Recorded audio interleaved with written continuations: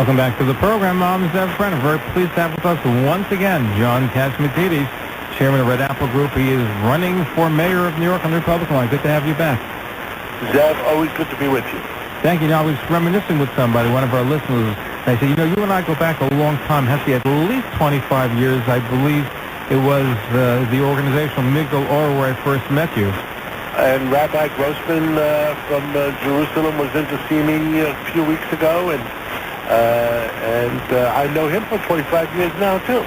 Wow, a long time. And I remember that we had lunch. We were able to introduce you to then Chief Rabbi of Israel, Rabbi Metzger, back a number of years ago. Was Greek Orthodox to Jewish Orthodox?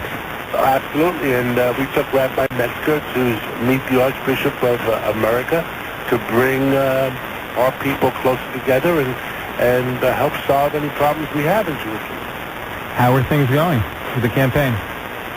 Well, people are accepting all the things that we're saying. That I'm not a professional politician. I am on the taxpayer's side. I don't take any money. I just want what's best for all New Yorkers. I represent every community. I've been very close to, Zev, as you know, I've been very close to the Jewish community all my life. I've been on Rabbi Schneier's board for 28 years. I light the menorah for 25 years in a row with Rabbi Butman on Central Park South. I just feel close to him. I do, we raise money for Rabbi Grossman, the Migdal Or, and Rabbi Metzger. We took him up to see the Archbishop to have a better, closer relationship altogether. And just the other week, Go ahead. I'm part of your community. No, I feel that because it goes back, it will be 25 years or more. And in fact, just the other week, I missed it. I came to West Hampton Synagogue a week later, but I understand the week before you went to an Israel Bonds event and you gave $1 million. First that morning, I was on Rabbi Pataksik's show on WABC, and then I was at the Rabbi Schneier's West Hampton Synagogue and spoke to all the people for at least an hour and some questions. And then I went to the Israel Bonds, and we donated. We did $1 million with them because I believe in Israel, and people that believe should not be afraid to invest. Certainly, and so how is it going on the trail with Jewish voters? I know that you also represent family values, which is a big thing, especially in the Orthodox community. It's a crowded field of candidates this year between the Democrats, Republicans, Independents, so how is that going? Well, I think it's actually less. It's between me and this other one guy in the Republican Party. What I tell all my friends, the other guy's a nice guy, but I'm the one that's capable of winning in November. The other guy is running as a pure Republican. You got to remember that Romney lost the 5 boroughs 81% to 19%. Carl Palladino, running as a Republican conservative, lost the 5 boroughs 83% to 17%. Wendy Long, running as a Republican conservative, lost the 5 boroughs 85% to 15%. So my opponent in the Republican Party is a nice guy, but he's short on money, and he's running as a Republican conservative. Where's he going? I'm running as a Republican liberal. Rudy Giuliani won the mayorship as a Republican liberal, and Mike Bloomberg won as a Republican liberal. Because not only do you have to be pro-business like Republicans are, you have to be pro-safety in our streets, which I'm the only one supporting Ray Kelly to stay on because we got to keep our people safe. I also am a people person that believes in helping our elderly, and our elderly have worked hard all their lives, and whatever society has promised them, we have to deliver. I also believe that we have to help our kids, and I believe our education system is broken, and we have to get even a better education system.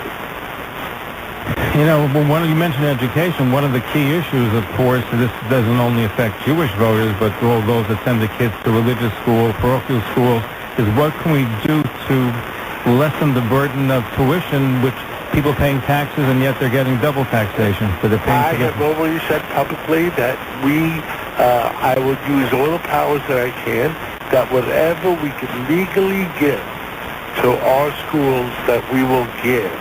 We can't pay under the Constitution for religious education, but I believe we can pay for almost everything else, and you have my commitment that we want to fund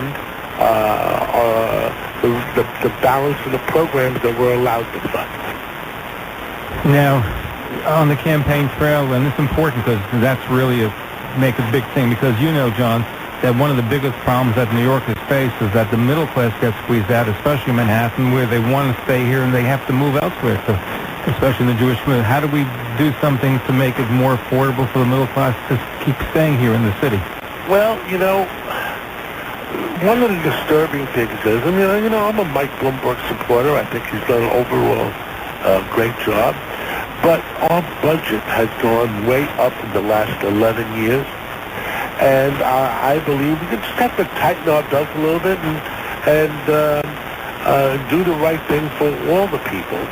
And I have promised that whatever the mayor's taxes that he has capability of doing, I will freeze those taxes on January 1. Going to be a debate between you and your opponents on the Republican line before the primary? I'm sure there'll be a debate, but don't forget, who is capable of winning, who has the money to be able to win in November. I'm the one that can make the difference, and I hope people realize that, and I hope they give me the opportunity to serve all the taxpayers in the city of New York. And the question is, whom do they trust? Whom do you trust to get the best deal possible for the taxpayers of our city? And a lot of people pointing at me and says, we trust you, John. Now, when you say trust, I also want to, one of the big issues not in the Republican side, more on the Democratic side, has been trust, ethical, with people with tainted pasts that are running. So the question is, do you believe that, someone like Anthony Weiner, Elliot should be running considering their past? Well, I have a big problem with Anthony. And I've said that to people. I've said that publicly, because I think he should go get some help. That no matter how smart he is, you can't put him in charge, make a mayor and put him in charge and be the de facto head of our Board of Education and our kids and our teachers. And who thinks that the police department will listen to, a mayor of that stature? It's the fact that what happens if another woman comes forward 3 months from now and said, yes, I was a minor and he was tweeting me. Does that mean the police department has to go arrest him? I mean, that hasn't happened yet, but I've heard rumors that there are minors involved. Wow. So, somebody... Look, Elliot did wrong, but I think he also has to make a pledge to the people.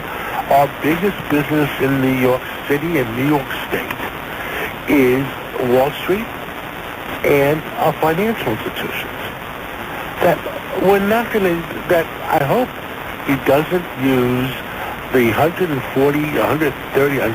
billion pension funds to hurt our institutions all over again. Because we already went through one problem. Nevada is Nevada, and their big business in Nevada is casinos. The state of Nevada doesn't go after their casinos. That's their business that pays all the taxes. And I just think we have to be fair to our institutions. If a bank person did something wrong, a person in jail, don't blame the whole institution. Don't put the gun on the institution's head. And just let's do whatever is fair for the people of New York and the institution and the taxpayers of our city and of our state. When we do another interview, I want to focus more because you're a businessman and you grew up with a small chain into something big. And a lot of small businesses are having trouble doing business in New York. They're being squeezed out by taxes. When we have you back, I want to look at what we can do to help small businesses and medium-sized businesses continue to stay in New York. I look forward to it, Zev. Thank you for joining us. And my final question to you, you've been on the campaign trail. What is your favorite Jewish food that you had on the campaign? God, I love mushrooms. I don't blame you. John Catsimatidis, look forward to having you back again. Thank you. Bye-bye.